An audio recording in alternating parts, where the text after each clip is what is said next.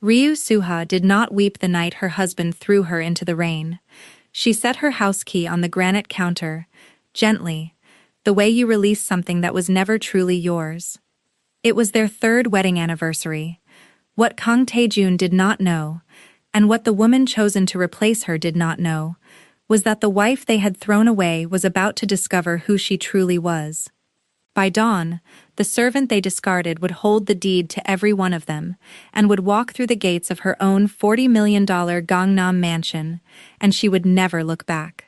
The Kang household in Cheongdam measured a person by the weight of their family name, and by that measure, Ryu Suha was worth nothing at all. She had learned this slowly, over 3 years, in 1,000 small humiliations. She learned it each morning when she brewed a pot of barley tea, her late mother's habit, roasted and honest, and carried it to the breakfast table, where her mother-in-law would wrinkle her nose and demand the imported coffee instead. "Servants drink boiled grain," Madame Aki would say, never looking up from her magazine. "Though I suppose that is fitting for you." Suha would only bow her head and pour the coffee. She had a talent for stillness that the family mistook for stupidity. They mistook a great many things about her. They mistook the plain jade hairpin she wore each day for a cheap trinket, some sentimental scrap from a street stall. "Take that ugly thing out of your hair," Taejun had told her once, early on, when he still bothered to speak to her at dinners. "People will think I married beneath me." He did not know the hairpin was older than his family's fortune. He did not know a great many things. Her husband, Kang Taejun, was the only son of Baeksan Engineering, and he carried himself like a man who had built the company with his own 2 hands, though he had never built anything in his life but debt. Lately he came home smelling of a perfume that was not hers, something cold and expensive, orchids and money. Suha said nothing about that either. She had stopped expecting faithfulness around the same time she stopped expecting kindness. The perfume had a name now. Min Da-hae, the daughter of an investor the Kangs had been courting for months, a woman with a laugh like breaking crystal, and a father whose signature could keep Baeksan solvent for another decade. At the last family dinner, Madame Oki had seated Da-hae in Suha's chair and sent Suha to eat in the kitchen. "You understand," her mother-in-law had said sweetly. "We are discussing family matters tonight." "Be grateful, Suha," Taejun had murmured to her afterward, in the dark of their bedroom, his back already turned to her. "Without this family, without us, you are nothing at all. Remember that." She had lain awake and remembered something else instead. A low, patient voice from her childhood, telling her to keep her hands folded and her eyes soft, to never let a room see the whole board at once. She had kept that promise for 3 long years. She was so very tired of keeping it. The following afternoon, a courier came to the gate. Among the wedding invitations and the tailor's bills was a single unmarked envelope, heavy cream paper, embossed in one corner, with the name of a law firm in Gwanghwamun. It was addressed to her, to Ryu Suha, written in full, and it was sealed with wax. She slipped it into the pocket of her cardigan before anyone in that house could think to ask what it was. The eviction, when it finally came, was almost gentle. That was the part she would remember. It was the evening of their 3rd wedding anniversary. Suha had not expected flowers, she had learned not to expect anything, but she had, foolishly, made his favorite soup the way her mother once taught her, and set 2 places at the long table. The candles were lit. She was still wearing her coat from the market when Taejun came in with his mother a half-step behind him, the way he stood when Madame Oki had already decided for him. "Sit down, Suha," her mother-in-law said. "This won't take long." They did not sit. Taejun could not look at her. He looked at the candles, at the soup, at the door, anywhere but her face. It was his mother who did the talking, as it had always been. The marriage had been a mistake, a charity the family could no longer afford. The papers were already drawn. Min Da-hae's family expected an announcement by the weekend, and it would not do to have a first wife lingering in the house like an old coat that no longer fit. "You'll be compensated, of course," Madame Oki said. sliding a thin envelope across the table. "We are not monsters." Suha looked at the envelope and did not touch it. Outside, the rain had begun, the thin, freezing rain of early spring that soaks you before you realize you are wet. Taejun finally spoke, and his voice came out small. "It's better this way," he said. "You'll thank me one day." She almost laughed. Instead, she reached up and touched the smooth jade at the back of her hair, the way she did when she needed to remember who she was. Then she took the house key from her coat pocket and set it on the granite counter, gently, without a single sound. She did not shout. She did not weep, or beg, or make the ugly scene they had braced themselves for. She simply gathered her one worn suitcase, already packed and waiting by the door. They must have packed it for her hours ago. At the threshold she paused and looked back at them, her husband who could not meet her eyes, her mother-in-law, wearing the small, satisfied smile of a woman certain she had won. And Suha smiled too. It was a quiet smile, almost tender, and it unsettled Madame Aki more than any screaming could have. "Thank you," Suha said softly. "Truly. For all of it." Then she stepped out into the rain, and the heavy door of the house that was never hers closed behind her. Neither of them understood why she had thanked them. They would understand by morning. The rain did not care that it was her anniversary. Suha walked to the end of the long, walled lane, where the Kang house sat among the other silent mansions of Cheongdam, her one suitcase wheeling unevenly behind her, a single bad caster dragging like a limp. She did not look for a taxi. She had 11,000 won in her wallet, and a bank account her husband had quietly emptied 2 months before, though he did not know she had noticed. She noticed everything. It was the only power they had ever left her. Noticing and waiting. She had done a great deal of waiting. At the bus stop she sat beneath the flickering shelter light and, for the first time, took the cream envelope from her cardigan and broke the wax seal. Inside was a single sheet of heavy paper, a few lines in a careful hand. From the office of Nam Do-ha, attorney at law. "Miss Ryu, your grandmother wishes to see you. Her time is very short now, and there are matters that cannot wait and cannot be entrusted to paper. A car is available to you at any hour. You need only call." Suha read it twice. Then she folded it along its crease and pressed it flat against her knee, as if she could smooth away the thing rising in her chest. Her grandmother. She had not seen the old woman in 7 years, not since the day Suha had chosen an ordinary life and an ordinary name, and her grandmother had let her go with a single nod, as though she had expected it.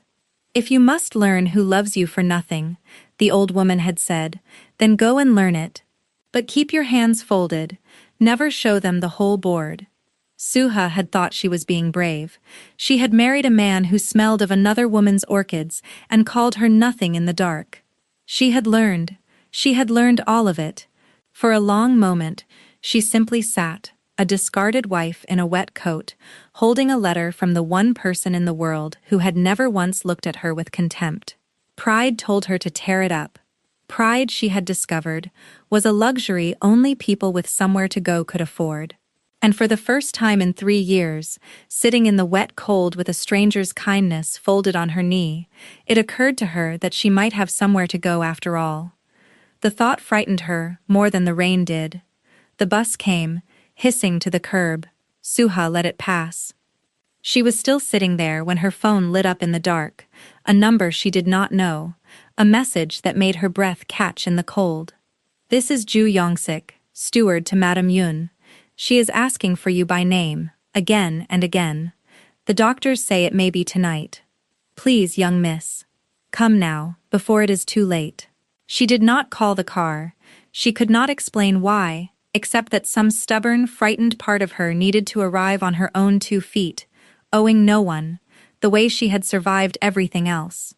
So Ryu Suha spent the lowest hours of her life crossing the city in the rain. She took the last bus east until the fare ran out, then walked. The Gangnam she moved through at that hour was not the Gangnam of glass towers and valet lines. It was the underside of it, the shuttered stairwells, and the blue glow of a 24-hour convenience store where a thrown-out wife could stand out of the rain and pretend to shop. She counted the coins in her palm beneath the fluorescent light. Enough for a hot barley tea in a can, or for nothing at all. She bought the tea, and wrapped both hands around it, and did not drink it, only held it for the warmth, and caught sight of herself in the dark window, a small woman in a soaked coat with a broken suitcase, 30 years old and worth nothing at all, if you measured her the way the Kangs did.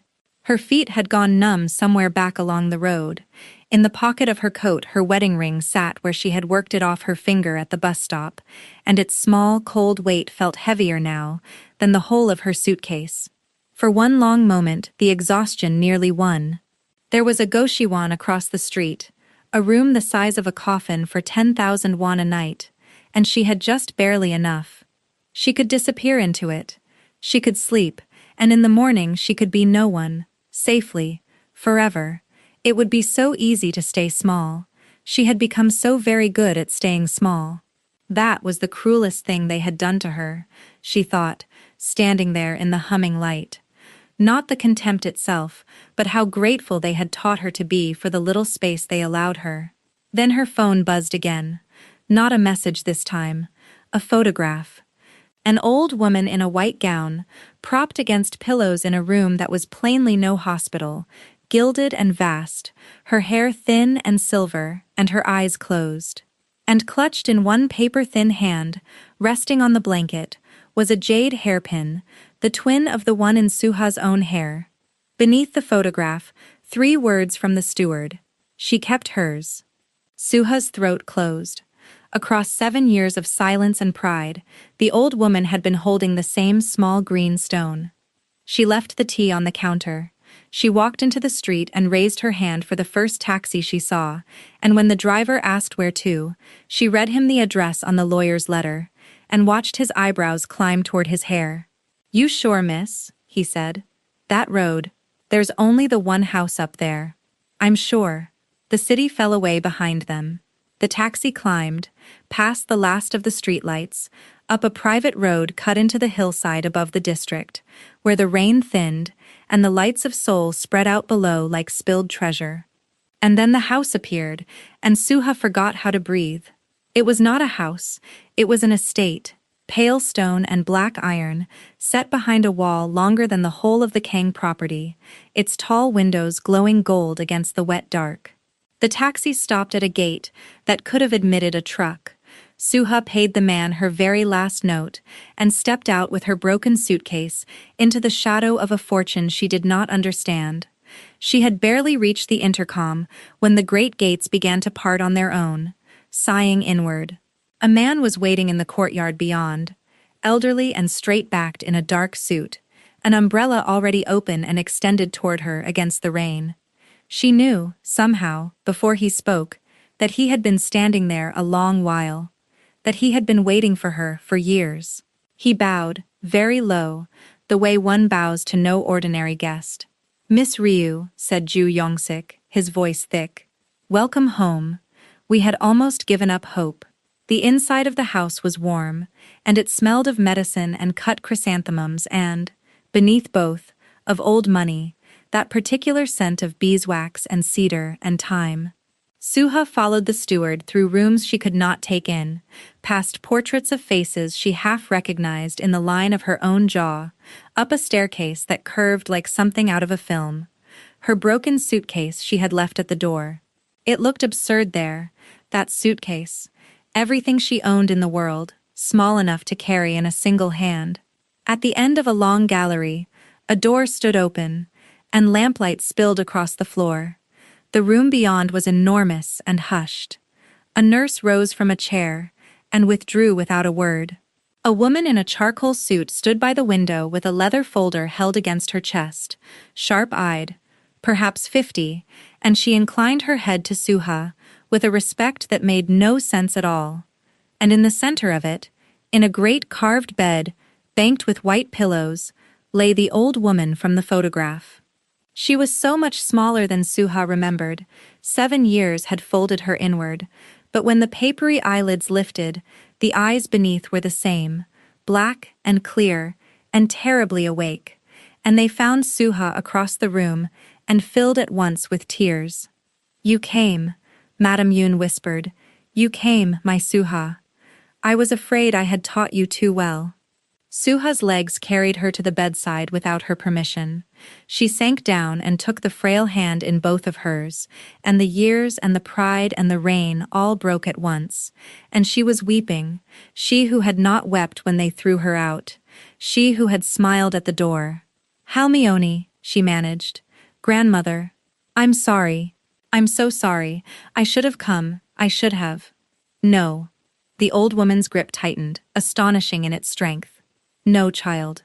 I sent you away. I let you go and live small and be no one.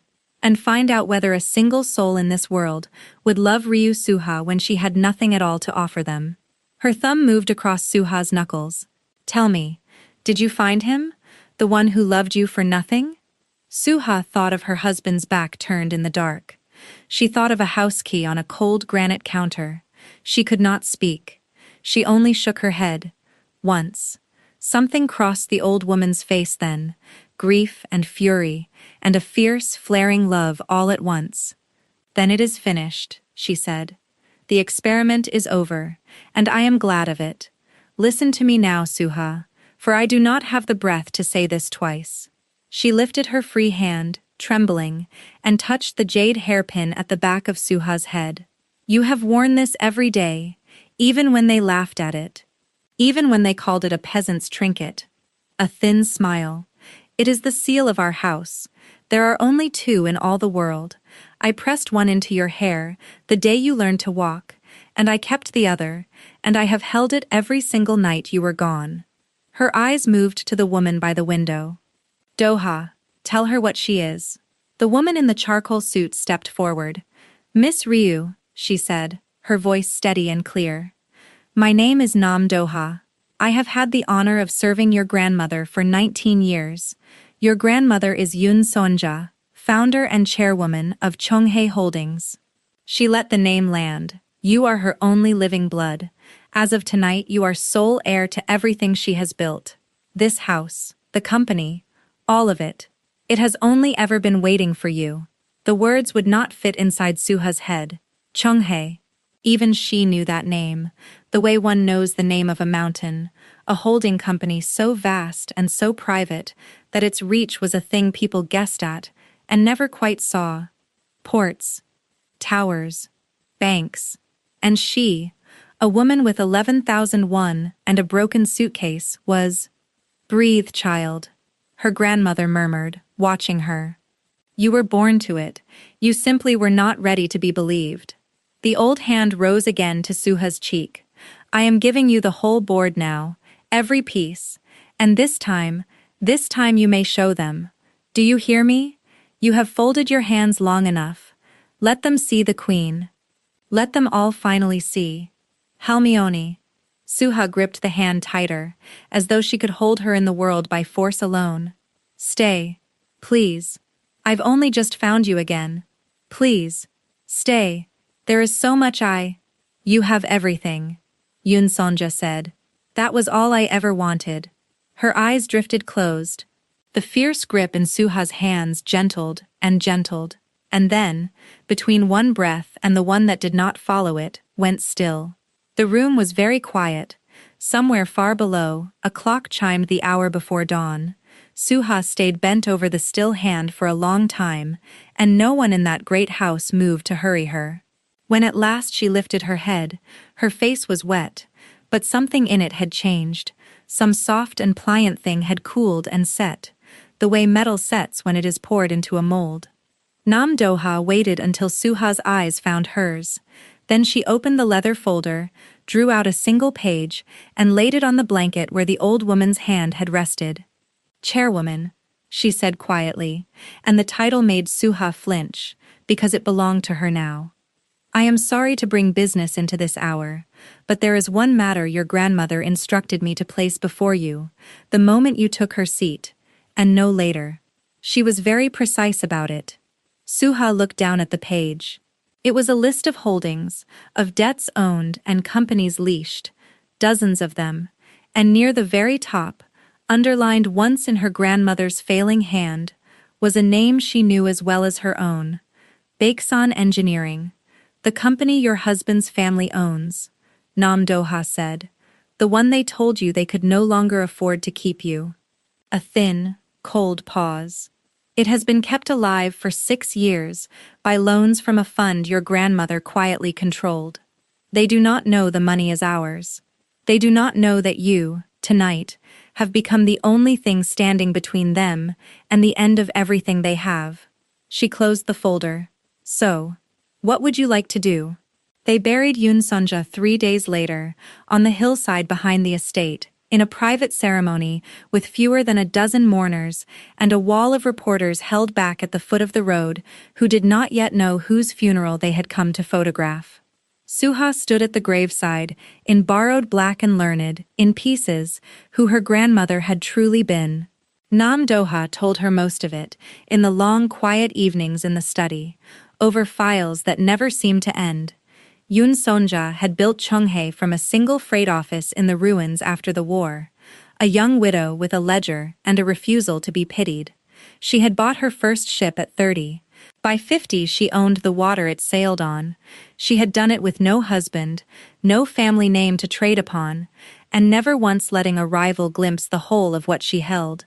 The habit had hardened into a philosophy, and the philosophy she had pressed into her only grandchild along with a jade hairpin.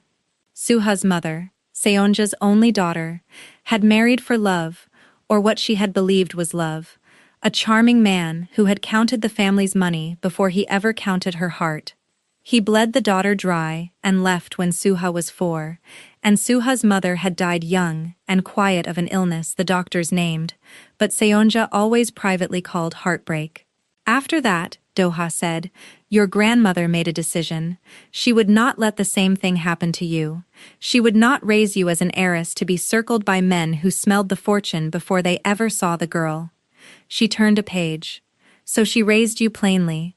She gave you your father's discarded surname, Ryu, and a modest life, and she let the world believe the Chunghae line had ended without an heir. She sent you out to be ordinary, to be loved, or not loved, for nothing but yourself. Suha thought of her whole small life, the rented rooms, the illustrator's wages, the careful budgets kept in a notebook. She had believed she was simply poor. She had been, all along, an experiment in whether anyone would love her when she was. And Kang Tae-jun? She asked. Something flickered behind Do-ha's composure. When you married, your grandmother did not interfere. It went against everything in her nature to stand back, but she did. She only watched, and when she saw that the family you had married into was quietly drowning in debt, she made a choice I argued against. Do-ha's jaw tightened. She bought their debt, all of it, through a fund with no name upon it. She kept Baeksan Engineering alive, year after year, so that your husband's family would never have a reason of money to be cruel to you. She wanted to see whether they would treat you kindly when there was nothing to gain by it, whether he would. The silence in the study was very complete. She kept him rich, Suha said slowly, so that if he was ever kind to me, we would know it was real. Yes. And he threw me out anyway, for a richer marriage, while her money was the only thing keeping his family off the street. Yes, Do-ha said quietly. He did. Suha found she was not weeping. She had thought she might, learning all of this, but instead something settled in her, cold and clear and almost peaceful, like the surface of a pond after the last ripple dies. For 3 years, she had believed herself the smallest person in every room she entered. She had been, the entire time, the reason those rooms had a floor to stand on. In the days between the death and the burial, Suha wandered the great house at night, unable to sleep, learning the shape of a life she had been kept outside of. She found rooms she was never meant to see. A study lined with 40 years of leather ledgers, a locked cabinet Ju Yongsik opened for her without a word, containing every school photograph she had ever taken and every childhood drawing she had ever made, saved and dated in her grandmother's precise hand. The old woman had watched over her for 26 years, and for the last 7, since Suha had walked away into an ordinary life, had never once let herself reach out, because reaching out would have meant the test was over. On a side table by the bed where Seonja had died, Suha found a single silver frame turned face down. She righted it. It was her mother, young and laughing on a beach, a woman Suha barely remembered, and tucked into the corner of the frame, small and faded, a second photograph, a serious child of 4, with a jade hairpin too big for her, scowling at the camera. Suha held it a long time in the dark, and understood, finally, that she had never been abandoned. She had been guarded, from very far away, by someone who did not know any gentler way to love. It was in the study, on the second of those evenings, that she met Seon Jae-ha. He came in quietly, a tall man near 40, in a suit that had plainly been slept in, and when he saw her he stopped, set down the papers he carried, and bowed with a depth that startled her. "Chairwoman," he said, "forgive me, I have wanted to say that word to your face for 11 years. He was," Nam Do-ha explained, "the chief executive of Chung-hae's operating companies, the man who ran the ports and the towers day to day, while Seonja held the whole from her hillside. He had been the old woman's protege since he was 30, and, it turned out, he had met Suha once before, long ago, though she did not remember it. A rainy afternoon at Seonja's house, when Suha was 19, and Jae-ha a nervous new hire waiting to be interviewed. The chairwoman's quiet granddaughter had risen without being asked, and brought the shivering young man a cup of hot barley tea, and told him the fear would pass. It always passed. He had never forgotten it. He had spent 11 years working for a woman whose heir was only a rumor, privately hoping the rumor wore that granddaughter's face. "She spoke of you constantly," he said. "You were the one subject on which the chairwoman allowed herself to be sentimental. Half this company would walk into the sea for you, and they have never even met you." A small, tired smile. "I would ask you not to test that." Suha did not know what to do with the way he looked at her. Without an ounce of contempt, without wanting anything from her that she could name. She was not accustomed to it. She would have to grow accustomed to a great many things. She spent those days learning her own power, the way one learns a new language, clumsily, and then all at once. She read until her eyes burned. She asked questions that made Nam Do-ha's eyebrows climb, and Seon Jae-ha lean forward in his chair. She was not, it turned out, stupid. She had only spent 3 years being told she was, by people who needed her to believe it. The mind that had noticed everything in the Kang house, every slight, every number, every quiet cruelty, turned out to be very good indeed at reading a balance sheet.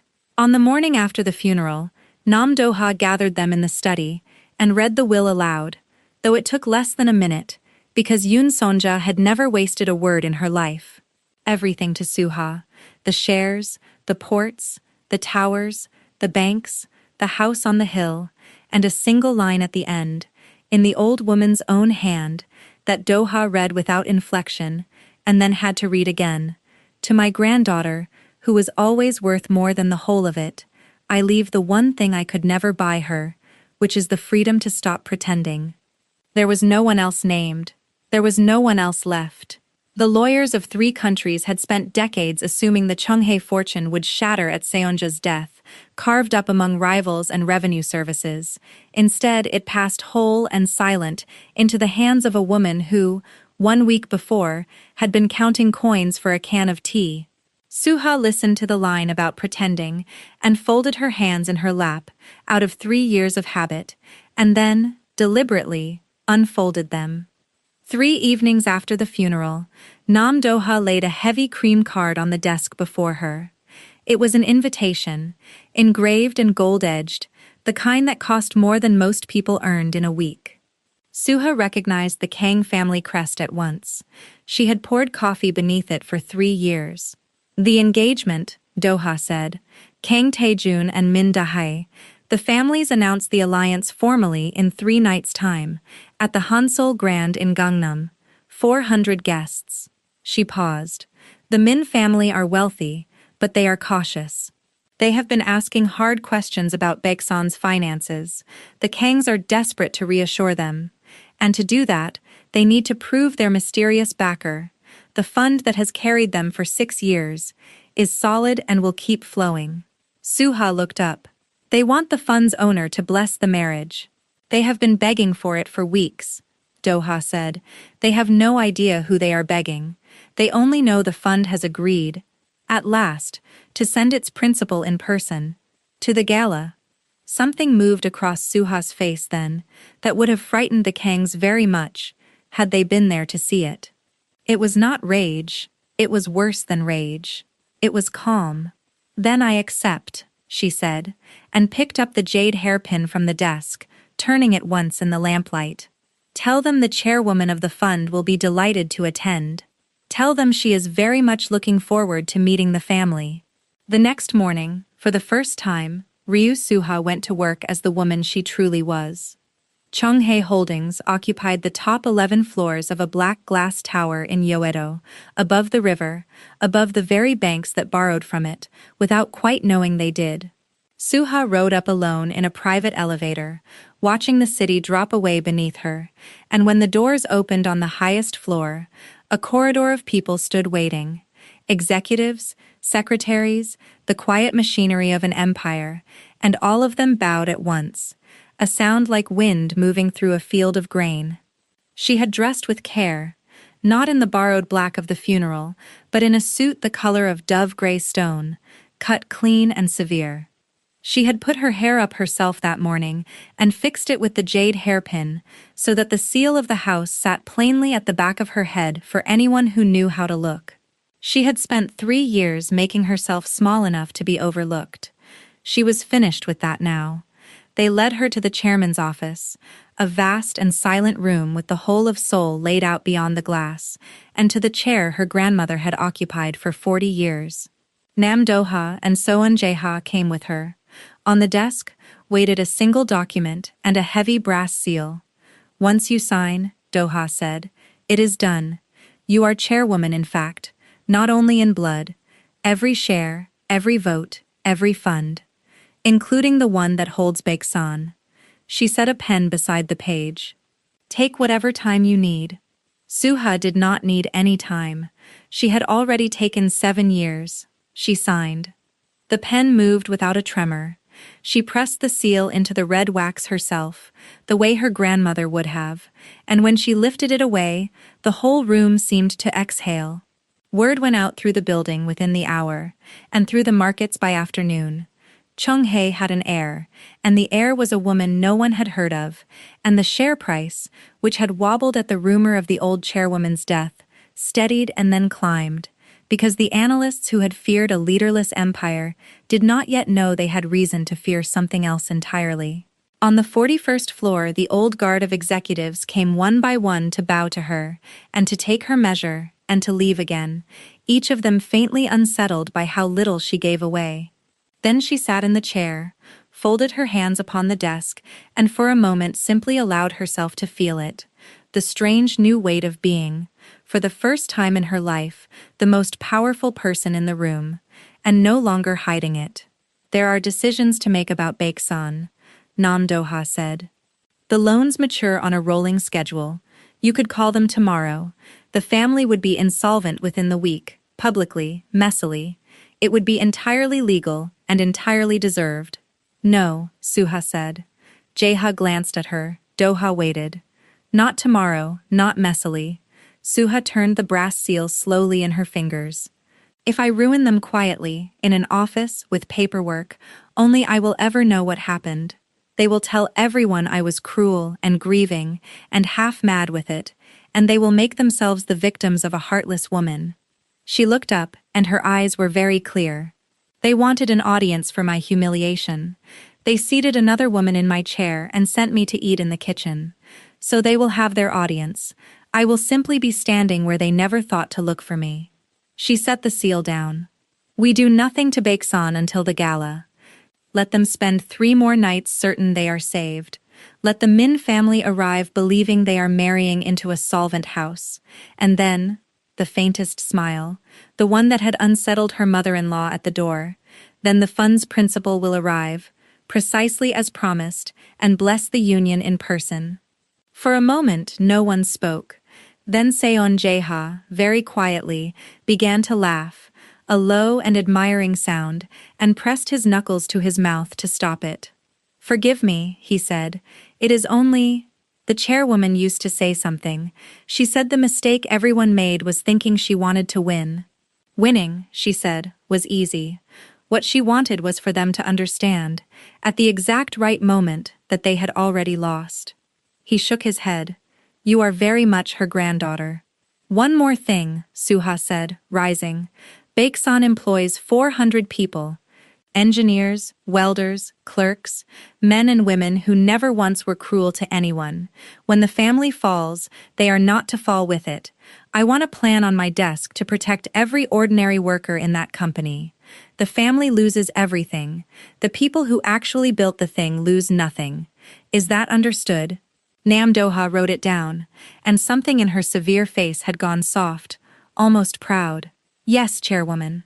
Suha walked to the glass and looked out over the city that had thrown her into the rain 3 nights before. "The Kang family is about to lose everything they have," she said almost gently. "And they still do not know that I exist." Word of the fund's answer reached the Kang house like sunrise after a long night, and for 2 days the family did nothing but prepare to be saved. Madame Oki had the Cheongdam mansion scrubbed from the cellars up. She hired extra staff, ordered lilies by the crate, and stood over the caterers like a general at a border, because the principal of the fund that had carried Baeksan through 6 silent years had at last agreed to appear, in person, at the engagement gala, and to signal before 400 witnesses that the money would keep flowing. It was everything.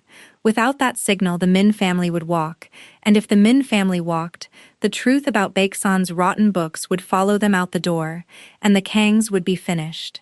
There was an irony to it that not one of them could see. For 2 days, the household scrubbed marble and arranged flowers, and rehearsed its gratitude, all to welcome a savior whose face they already knew, and had already thrown into the street. The same maids who had once cleared away Ryu Suha's plate now polished the silver for a stranger's blessing. The very chair she had been forbidden to sit in was reupholstered and set at the head of the table for the guest of honor. Madame Aki walked the rooms with a critic's eye and found them, at last, worthy, and told herself the family's luck had finally turned, and never once felt the cold breath of the thing that was climbing the hill toward her, dressed in stone gray and wearing a small green pin of jade.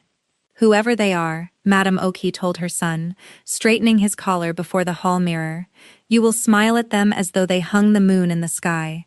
You will thank them for their faith in this family. You will be charming, Taejin, even if it pains you.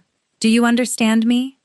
"Yes, mother," said Kang Taejin, who had a different problem entirely, and had not yet found the courage to name it aloud. The problem was that he was still married. He could not announce an engagement to Min Daha while he had a wife, and his wife had walked out into the rain 3 nights ago, and simply, completely, vanished. Ryu Suha had gone to none of the places a discarded woman was supposed to go. She had no family that he knew of, no friends the household had ever permitted her to keep, no money, he had seen to that himself. She should have been the easiest thing in the world to find, a small drowned creature washed up in some cheap motel, ready to sign whatever paper he set before her, for the price of a warm meal and a train ticket home. Instead, there was nothing. Her old phone had been disconnected. The little studio where she had once drawn had not seen her in months. It was as though the rain had dissolved her and washed her down a drain. Taejin sent 2 men to search. He told his mother it was handled. He lay awake beside a future he could not yet legally claim, and told himself the sick feeling in his gut was only nerves. Once, near dawn, he almost let himself remember the way she had smiled at the door, that quiet, terrible smile, and the thanks she had given them that made no sense at all, and a cold thread pulled tight low in his belly.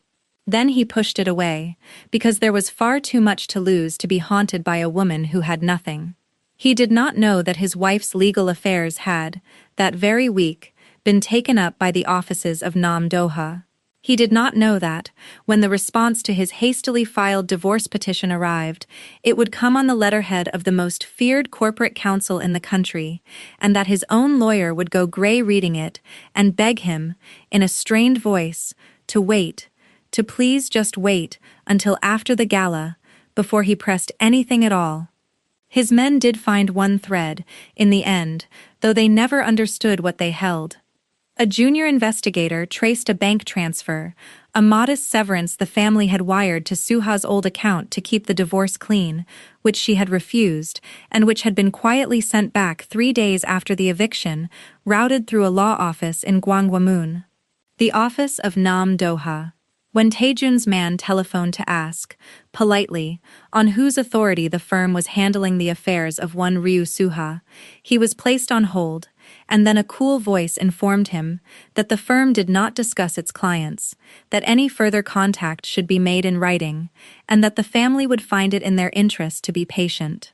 The man reported all of this to Taejun, who frowned and turned the name over in his mind, Nam Doha, Nam Doha. Certain he had seen it somewhere in the financial pages, and unable to place it, and far too consumed by 400 guests and a marriage he could not yet legally make, to chase a ghost through a lawyer's switchboard. He told himself it meant nothing. He was very good at telling himself that things meant nothing. It was, in the end, the habit that ruined him. Min Dahai, for her part, was not a woman troubled by ghosts. She came to the Cheongdam house the afternoon before the gala to inspect it, the way one inspects a property before purchase, and walked its halls with her father's cool, assessing eyes. She paused in the dining room, where a first wife had once been sent to eat in the kitchen, and ran a finger along the long table. "They tell me the previous one was very meek," she said to Madame Aki, not troubling to lower her voice. "A little grey mouse of a thing. However did she last 3 years?" "She knew her place," said Madame Oki, pouring the coffee herself, now that there was no one beneath her to pour it. "When she stopped being useful, we corrected the arrangement." Dahi smiled her breaking crystal smile. "How practical you all are. I do like that in a family." She set down her cup. "My father only wants to see the money is real, and then we may all be practical together forever." Her father wanted rather more than that. Min Sang-woo was a careful man who had grown rich by trusting nothing he could not name, and a savior with no name troubled him deeply. That same afternoon, across the river, an investigator he had quietly hired was pulling the first thread loose from a knot the Kangs had never even known was there. Across the city, in the black glass tower above the water, Ryu Suha was learning to hold the whole board without letting her hands shake. She worked past midnight and past that. Nam Doha taught her the shape of the empire, the ports and the banks, and the quiet leverage that moved beneath ordinary life, like current beneath a calm sea.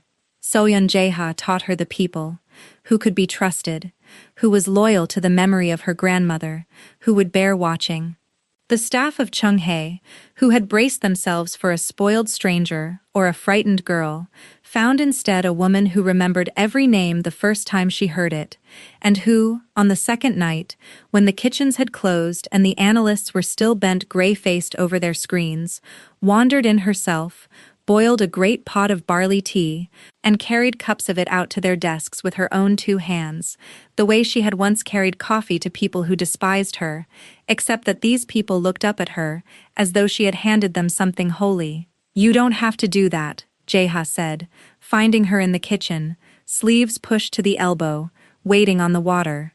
"There are 40 people in this building whose entire job is to do that."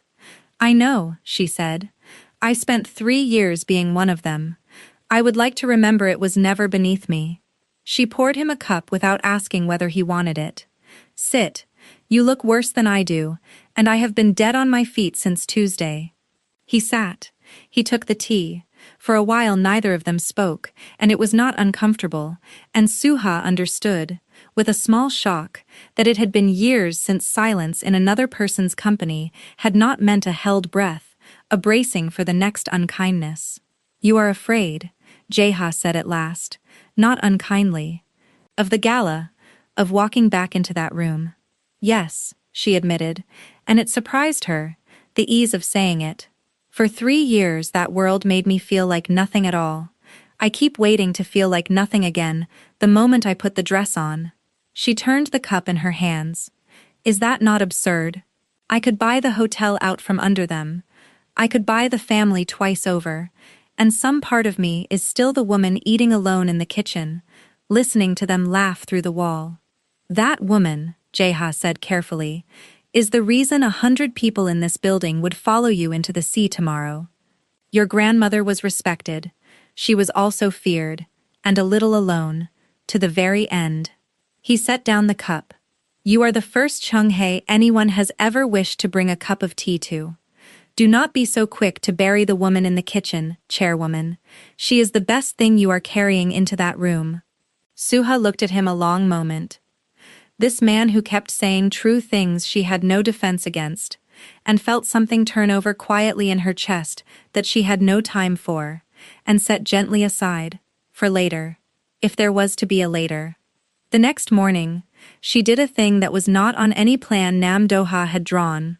She put on the plainest coat she owned, a gray wool thing from her old life, and she went, unannounced and unrecognized, to the Baeksan engineering yard on the western edge of the city, where 400 workers built the things the family took the credit for. She told the gate she was a clerk from an auditing firm. No one looked twice at a small quiet woman with a notebook no one ever had. She ate lunch in the workers' canteen, at a long steel table, among welders with burn-scarred forearms and young engineers gone prematurely gray, and she listened. The rumor was already in the air, the way rumors always reach the bottom first and the top last. The company was in trouble, the Min money might not come, there would be layoffs by spring, and the men with families were doing the arithmetic of fear over trays of cheap rice.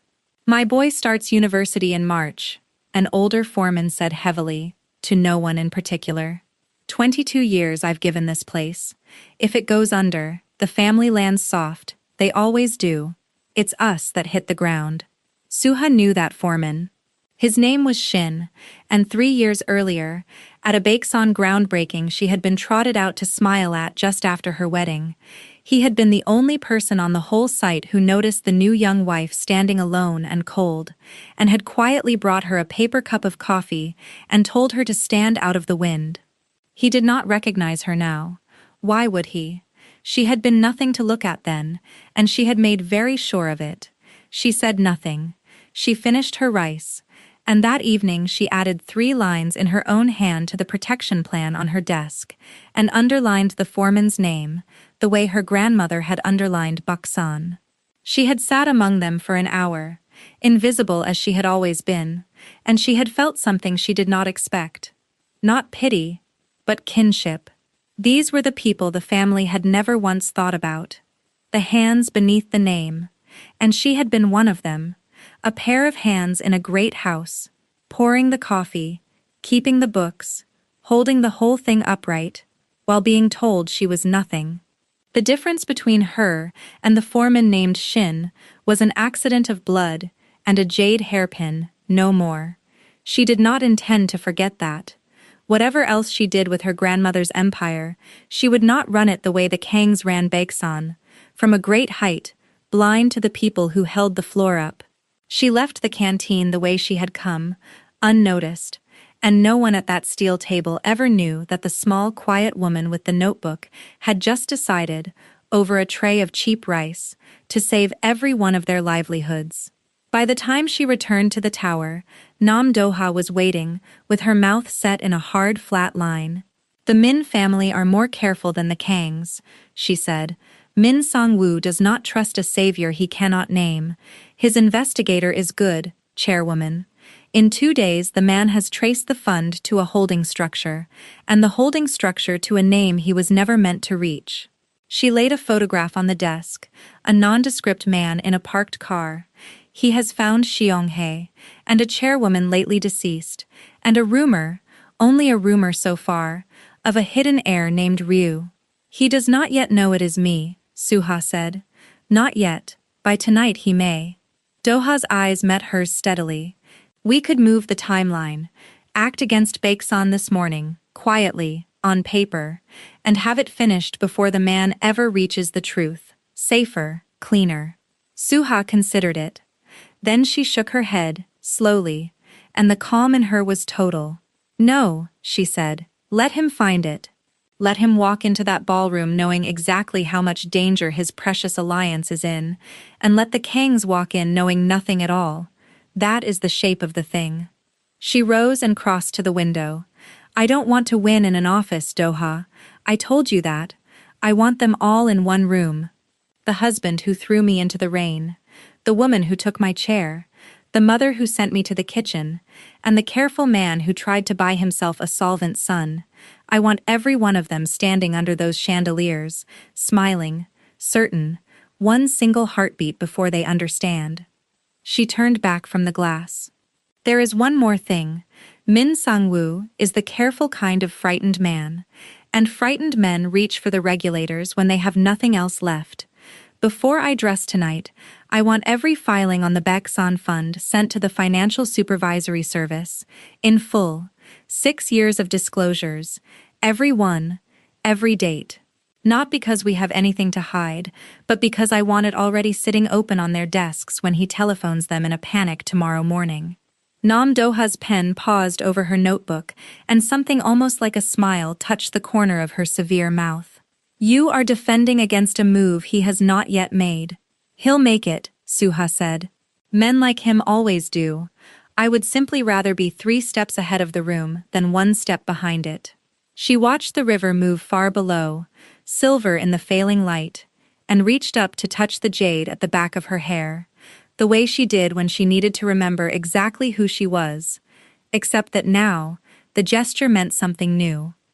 Have the car ready at 7, she said, and send for the gray dress, the one that looks like carved stone. A pause. Tonight, they all learn at once. The grand ballroom of the Hansol Grand blazed like the inside of a jewel. 400 guests moved beneath chandeliers the size of small cars. The wealth of Gangnam poured into silk and diamonds, and at the head of the room, on a low dais banked with white lilies, stood the 2 families who believed the night belonged to them. Madame Ok-hee glittered in gold. Kang Tae-jun stood stiff in a tailored tuxedo, with a smile fixed to his face like a nail. Beside him, Min Da-hai shone in bridal white she had no right to wear yet, and her father, Min Sang-woo, stood a little apart, not smiling at all, his eyes on the great doors at the end of the hall. The invitations had promised the union of 2 great houses, and the guests had come to see it. The bankers and the developers, and the old Gangnam families, circling the room with champagne, trading the small cruelties that passed for conversation among people who measured one another in square meters of Cheongdam land.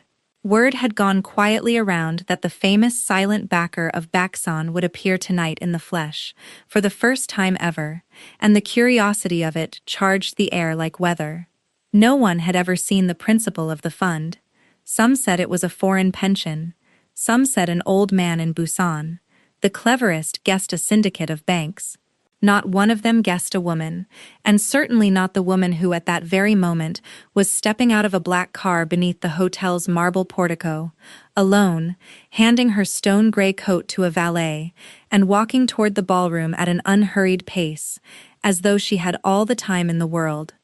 Because tonight, for the first time in 3 years, she did. They were all waiting for the same person. None of them knew her face. Relax, Madame Ok-hee murmured to her son through her teeth. When the fund's principal arrives, you bow, you thank them.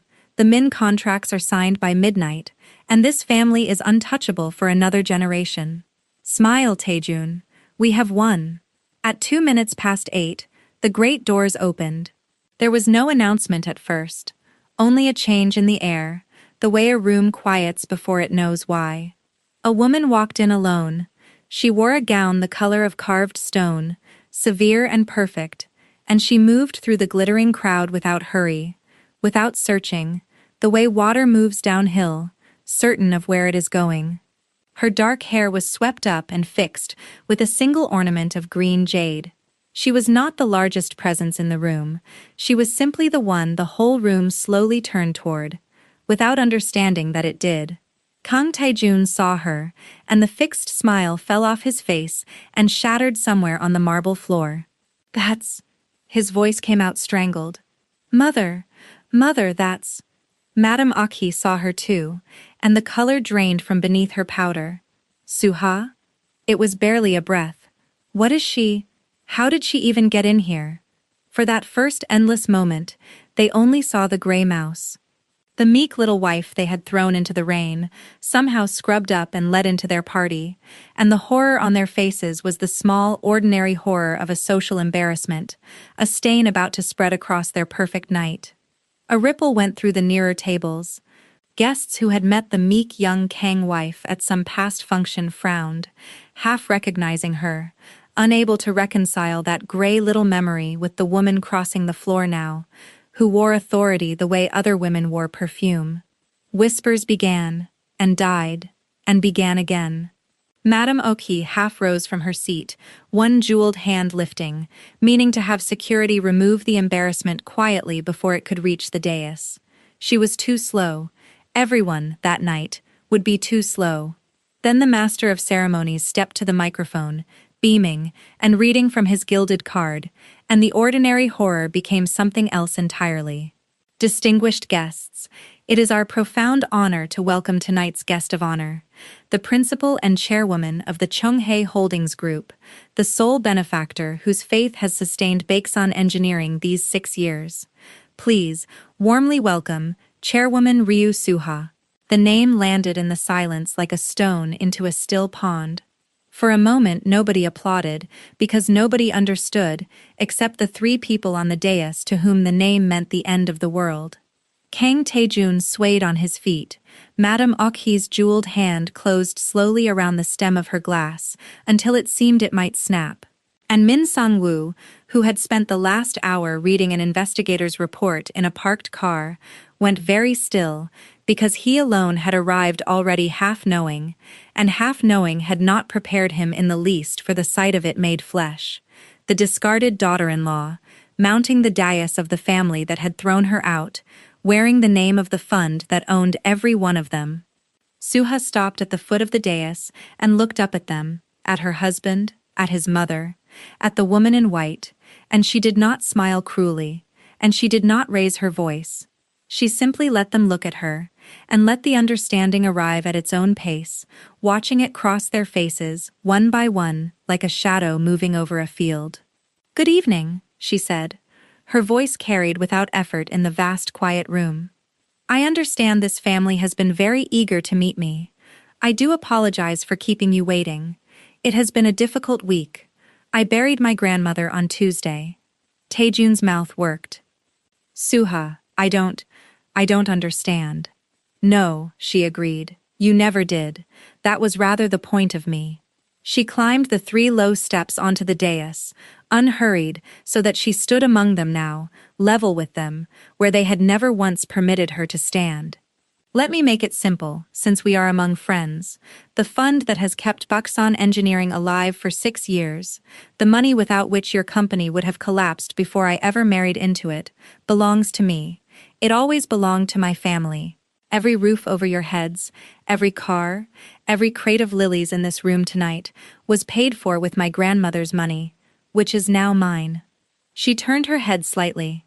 "You told me, Taejun, on more than one night, that without this family I was nothing. I have thought about that a great deal. I would like you to think about it now, too, because it was always precisely the other way around." Madame Okhi found her voice at last, and it came out shrill, cracking at the edges. "This is a lie. This is some scheme, some trick. She was our son's wife. She is nobody. She came from nothing." "I came from your kitchen," Suha agreed. "You put me there yourself. It was a very good vantage point, as it turned out. One hears everything from a kitchen. One learns which guests matter and which accounts are overdue, and exactly how frightened a proud family becomes when the money begins to run thin." She turned her gaze on Taejun, and her voice gentled, which was somehow far worse than if she had shouted. I made your favorite soup on our last night. Do you remember? Our third anniversary. I set 2 places. You couldn't even look at me, while your mother read out the terms of my disposal. The room was utterly silent now, 400 people holding 400 breaths. I did not come here to shout at you, Taejun.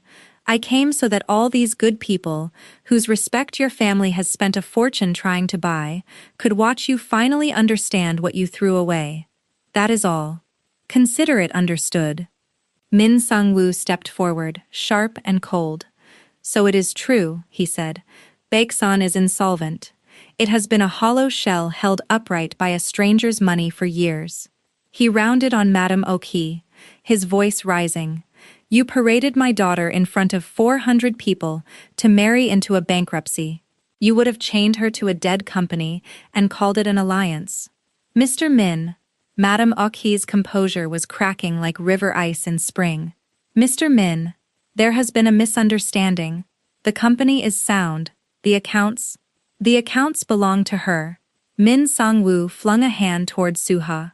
Ask her. Ask the woman you threw into the street whether your accounts are sound. Every eye in the ballroom turned to Suha. She let the silence stretch a moment longer, and in that silence a whole world quietly ended for the Kang family. They are not sound, she said simply. Baeksan has been technically insolvent for 2 years. I could call in its debts tonight, from this stage, with a single telephone call, and by morning, this family would own nothing at all. She looked at Min Dahae, still frozen in her white gown. You need not worry, Miss Min. There will be no wedding. You have been spared a great deal more than you know. Dahae, to her credit, recovered fastest of them all. She looked from her ashen father to the ruined Kangs, to the woman in stone gray, and she gave a short, disbelieving laugh, and gathered her white skirts. Well, she said, how practical. And she walked off the dais and out of the story, which was the wisest thing anyone named Min did that evening. A few guests, sensing which way the wind had turned, had already begun quietly gathering their coats. There is no creature on earth quicker to abandon a sinking house than a Gangnam social climber, and the Kang's table was, very visibly, going down by the bow. But her father was not so wise. Min Sang-woo had come tonight to close a deal, and men like him did not lose gracefully. Humiliated before the whole of Gangnam, watching his careful reputation curdle in real time, he turned on the true source of his ruin, and his voice dropped to something quiet and dangerous. You think you've won something here tonight, chairwoman? He said the title like a curse. A clever entrance. A little theater. But I have spent 1 hour reading about your grandmother's methods, and I know how a fortune like Chunghae's is truly built. The quiet loans, the companies kept alive and then swallowed. What you did to Baeksan has a name in the regulations, and it is not charity, it is manipulation of a distressed asset. I have friends at the Financial Supervisory Service, old friends. His smile was a thin and terrible thing. By morning, everyone in this room will be asking whether the grieving heiress of Chunghae is not, in fact, a criminal. Enjoy your night.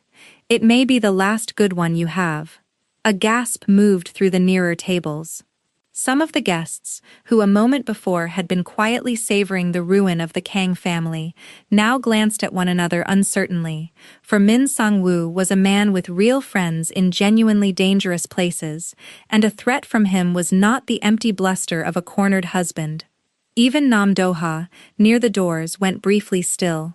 For the first time all evening, the outcome seemed to hang in the balance, and the whole glittering room leaned toward the woman in stone gray to see what she would do. And there, in front of 400 witnesses, the trap that Suha thought she had sprung closed quietly around her own ankle. For one heartbeat, the ballroom held its breath, and Kang Tae-jun felt a wild, drowning flicker of hope, that even now, even here, the woman he had thrown away might yet be pulled back down into the ruin she had climbed out of. Then Ryu Suha smiled, and it was the same quiet, tender, unsettling smile she had given them at the door on the night of the rain, and Min Sang-woo's confidence faltered for the first time all evening. Mr. Min, she said, almost gently, You are a careful man. I respect that. So let me save you a telephone call to your old friends, and save myself a tedious morning." She did not raise her voice, but the whole room leaned in to catch it. "You are correct, that there is a name in the regulations for buying a distressed company's debt in secret. There is also a name for doing it transparently, with every filing lodged, every disclosure made, every regulator informed in advance. My grandmother was many things, Mr. Min, but she was never sloppy. Every one that flowed into Baeksan was documented and reported, for 6 years, to the very agency whose friends you intend to call. I could recite the filing numbers, but it is a party, and I would hate to bore our guests." She let that settle. "As for your friends at the service," she went on, "you should know that Chunghae has been their single largest cooperative disclosure partner for the better part of 2 decades. When you telephone them in the morning to report me, they will already have my grandmother's file open on the desk, because I sent it to them myself, this afternoon, before I dressed for dinner. I do so like to arrive somewhere." And here her eyes moved, just once, over the wreck of the Kang family, already 3 steps ahead of the room. Nam Do-ha, standing quietly near the great doors where she had been the whole time, inclined her head a fraction. It was done. Min Sang-woo understood, all at once, that he had brought a lit match to a woman who had already drowned the field, and the last of the color went out of his face, and he said nothing further at all. There was nothing further to say. He had walked into that ballroom the richest and most careful man in it, and he understood now that the carefulness had been an illusion, that he had spent the whole evening being maneuvered by a woman he had dismissed, 1 hour before, as a domestic embarrassment. It is a particular kind of ruin, to be outplayed and to know it in the same instant, in public, with no move left anywhere on the board. Min Sang-woo had inflicted that exact ruin on other men, across a long career. He had simply never imagined it could be done to him, and certainly not by the quiet one, the one everyone always overlooked. He collected his coat and his humiliation and left, and he did not look back, and that was the end of the danger. The ballroom, which had gathered to celebrate an alliance, emptied instead in the stunned, buzzing way of a crowd that knows it has witnessed something it will be retelling for years. By morning, the whole of Gangnam would know. The Kang family had thrown a fortune out into the rain, and the rain had come back wearing jade and carrying the deed to their lives. Reputations in that world were built over generations and demolished in a single evening. The Kang's demolition took less than one. Suha turned, finally, to the family that had made her small. Madame Uk-hee had sunk into a gilded chair, her gold dress pooling around her like something spilled. Kang Tae-jun stood alone in the middle of the dais where his whole future had been standing an hour ago, and there was nothing left in his face now but the dawning, total comprehension of what he had done, and to whom. "Suha," he whispered, "please, whatever I did, we can. There must be something." "There is nothing you need to do," she said, and the strange thing was that she meant it kindly. "That is what you never understood about me, Tae-jin. I never wanted your family's money. I had more of it than your family ever dreamed of. The whole time you were telling me I had none. What I wanted was for one person in that house to be kind to me, when there was nothing to gain by it. Just one." She shook her head slowly. "You had a wife who would have loved you into the ground for a single decent year, and you sent her to eat in the kitchen, and then you sent her out into the rain. That was not a crime, Tae-jun. It was only a waste, but it was your waste, and you will carry it, not me." She stepped down off the dais. At its foot she paused and looked back at them one last time, the husband and the mother, ruined and small in the wreckage of their perfect night. "Baeksan's workers will be protected," she said, and her voice was steel now, no longer gentle. "Every welder, every clerk, every engineer will keep their job and their pension under new ownership. I have already signed it. The people who actually built that company will lose nothing. A beat. You two, however, built nothing at all. You will keep exactly what you earned. Good evening." And she walked the length of the silent ballroom and out through the great doors, and this time no one closed them behind her. She closed them herself. The news reached the Baksan yard the next morning, not as a rumor this time, but as a letter, one for every worker, on unfamiliar crisp letterhead. Chunghae Holdings had acquired the company. No jobs would be lost, pensions were guaranteed and, in fact, quietly topped up from a fund the workers had never heard of. In the canteen where a small quiet woman had eaten rice among them 2 days before, 400 people read the same letter at the same moment, and a slow, astonished murmur rose to the metal rafters. The foreman named Shin read his twice, and then a third time, and sat down heavily on the bench, because at the bottom, beneath all the legal language, someone had added a single line in her own hand, just for him: "Your son should study hard in March. An old debt, repaid." He did not understand it. He never would, but he folded that letter into his chest pocket and carried it there until it wore soft as cloth. 3 days later, they came to beg. Suha received them, because she chose to, in the morning room of the estate on the hillside, the great house her grandmother had left her. Madame Aki and her son were shown in by Ju Yongsik, who bowed to Suha and regarded the visitors with the flat courtesy one extends to people who will not be staying. The two of them looked smaller here, diminished by the high ceilings and the quiet old money, the way Suha had once been diminished in their house. Suha poured the tea herself. It was barley tea, roasted and honest, in her grandmother's celadon cups. She watched Madame Aki recognize it, the boiled grain she had called fit only for servants, and watched the old woman's hand tremble as she lifted the cup, because there was nothing else in the world to do with the moment but drink it. "We have nothing left," Madame Aki said, and her voice had lost all its edges. "The bank has taken the house. Taejun's father will not leave his bed. I came to ask, only to ask, whether there might be some position, something, anything, for my son. He is not a bad man, Suha. He was only weak. Surely you of all people." "I of all people," Suha agreed quietly, and set down the pot. She was silent for a while, turning her own cup in her hands, and Taejun could not lift his eyes from the floor. "I am not going to destroy you," she said at last. "You seem to expect it, and I understand why, because it is what you would have done, in my place, but I have watched what a life built on that kind of cruelty does to a person. My grandmother built an empire, and died a little alone because of it, and she spent her last breath trying to spare me the same. I am not going to spend my one life becoming the two of you." She looked up. "So, no, I will not give my former husband a position in my company. He would only resent it, and me, and himself, and it would poison us all, but I will do this. Baeksan's ordinary pension fund, the one for the workers, has a hardship provision. Your husband is a sick old man who once, 30 years ago, actually built things with his hands, before his family taught him not to. He qualifies, his medical care will be covered, not because you deserve it, because I would rather be the kind of person who does it anyway." Madame Oki began, silently, to weep. It was the first honest thing Suha had ever seen her do. Taejun spoke then, for the first time since he had come in. He did not ask for money, or a position, or forgiveness, which was, perhaps, the only decent thing he had done in 3 years.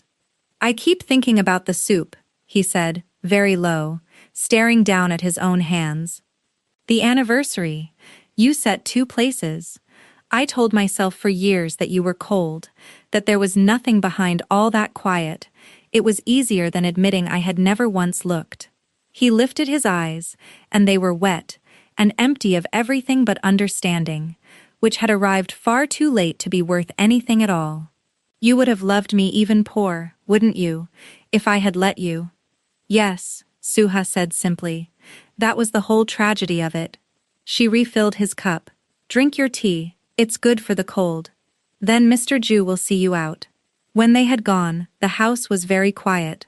Suha stood at the tall window with her cold cup of barley tea and looked out over the garden her grandmother had planted, and she found that she felt no triumph, only a wide and settled calm, like a room after the furniture has finally been put where it belongs. She had not unpacked the suitcase. It still sat in the marble foyer of the great house, the one worn case with the broken caster that held everything she had owned on the night they threw her out.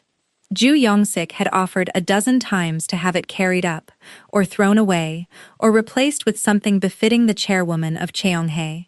Each time she had told him to leave it exactly where it was.